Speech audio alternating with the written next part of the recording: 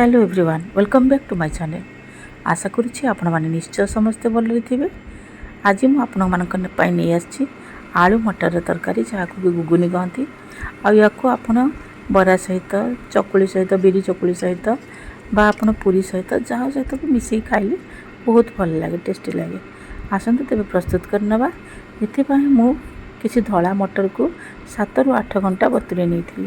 देखो मटर बहुत बढ़िया फुली जाइए और ता सहित मु आलू 2 ରୁ 4टी को छोट छोट खंड कर काटी नहीं।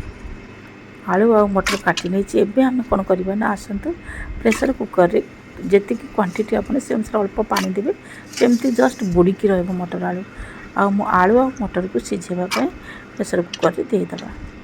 देखो आपंकर आलू आ मटर को मुझे प्रेसर कुकर रे सिझापी दे दूची एवं से आम भल सिझापी लुण आपण क्वांटिटी अनुसार लुण पकईदबा।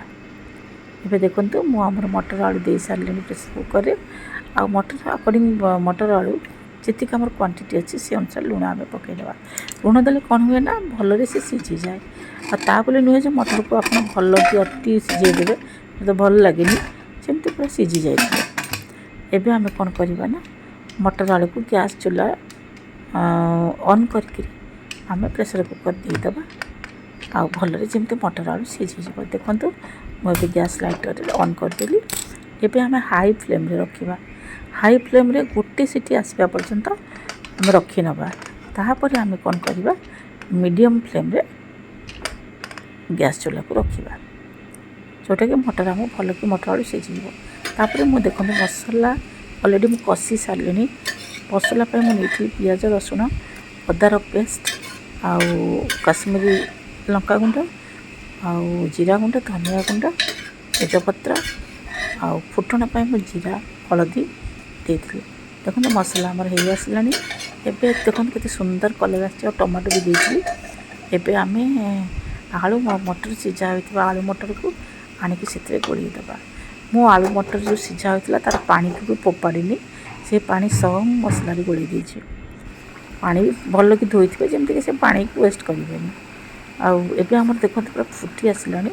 एबे आम कौन करवा ना लास्ट रे गरम मसला गुंड गोटे चामच से गोलैदबा तार भल फ्लेवर आसापी।